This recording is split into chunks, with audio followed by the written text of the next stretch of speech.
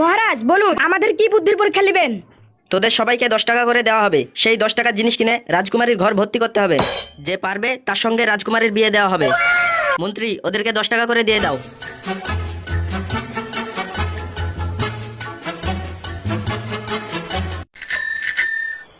মহারাজ, আপনি এখানে আর আমি আপনাকে পুরো রাজপ্রাসাদে খুঁজে বেড়াচ্ছি।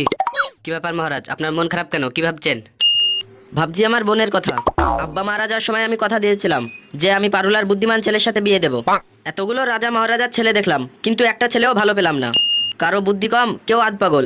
এখন বুদ্ধিমান ছেলে কোথায় পাবো? মহারাজ, যখন আপনার আব্বাকে আপনি কথা দিয়েছিলেন তখন কি আপনার আব্বা বলেছিল যে বুদ্ধিমান রাজকুমারী লাগবে? না, তেমন কথা বলেনি।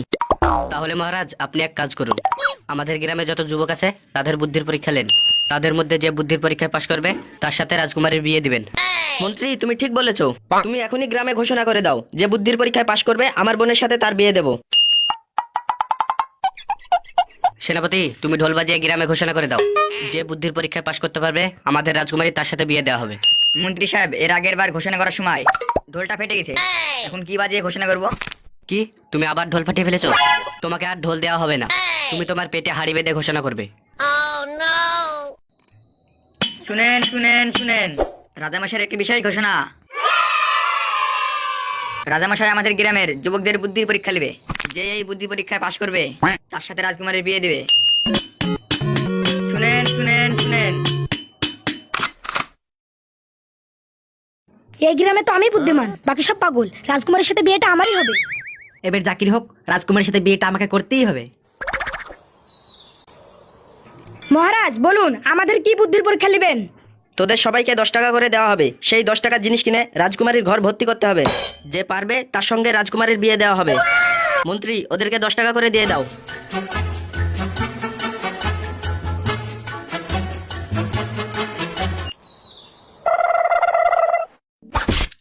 ভাই, এ তো টাক মাথা, মাথায় চুল নাই। আমি একে বিয়ে করব না। আরে থাম আগে, দেখি বুদ্ধি পরীক্ষায় পাশ করতে পারে কি। তো তুমি বলো, রাজকুমারীর ঘর সাজানোর জন্য কি এনেছো? মহারাজ, আমি রাজকুমারীর ঘর ভর্তি করার জন্য তুলো এনেছি। এই তুলোগুলো রাজকুমারীর ঘরে ছিটিয়ে দিলে পুরো ঘর ভর্তি হয়ে যাবে। এই নাড়া মাথা, এই তুলো দিয়ে কেউ ঘর ভর্তি করে? না লেপ বালিশ তৈরি করে?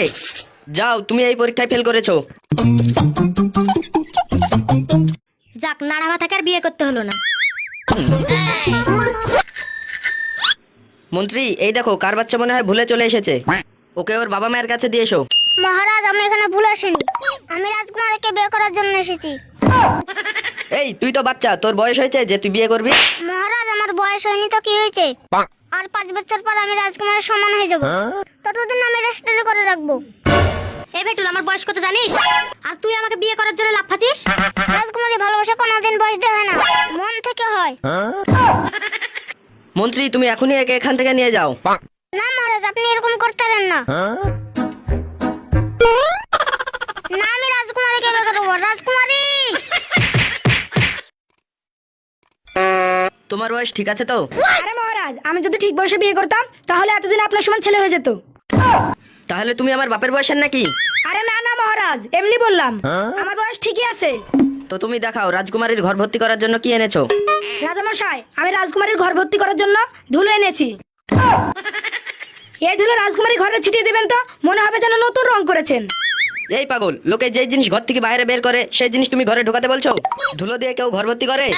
তোমাকে যে 10 টাকা দিয়েছি সেই 10 টাকা কি করেছো? আপনি যে রাজকুমারীর ঘর সাজানোর জন্য 10 টাকা দিয়েছেন, এখনকার যুগে 10 টাকা কি হয়? একটা গোলাপ ফুলও হয় না, আর আপনি 10 টাকা দিয়ে ঘর সাজাবেন? সেজন্য আপনার 10 টাকা বিড়ি কিনে খেয়ে নিয়েছি। এই লোক, তুমি এখনই এখান থেকে চলে যাও, নইলে তোমাকে কারাগারে বন্দি করে দেবো। কি হলো, তুমি এখানে দাঁড়ালে কেন? রাজামশাই, ও আমার সাথে এসেছে তাই দাঁড়ালাম। একসাথে বাড়ি যাব। কই, তুমি কি এনেছো? রাজামশাই, আমি মোমবাতি এনেছি। যখন রাজকুমারী ঘরে আলো থাকবে না তখন এই মোমবাতিটা জ্বালাবেন। দেখবেন রাজকুমারীর পুরো ঘর আলোয় ভর্তি হয়ে যাবে। বাহ, তোমার বুদ্ধি আছে। কত সুন্দরভাবে কথাটা বোঝালে। আমার কথা মতে রাজকুমারীর সাথে তোমার বিয়ে দিলাম। আজ থেকে তোমরা দুজন স্বামী স্ত্রী। কি রে, এবার খুশি তো? হ্যাঁ ভাই, আমি খুব খুশি। তুই না থাকলে আমার বিয়েটা হতো না। ও না থাকলে হতো না মানে? এই বুদ্ধিটা তো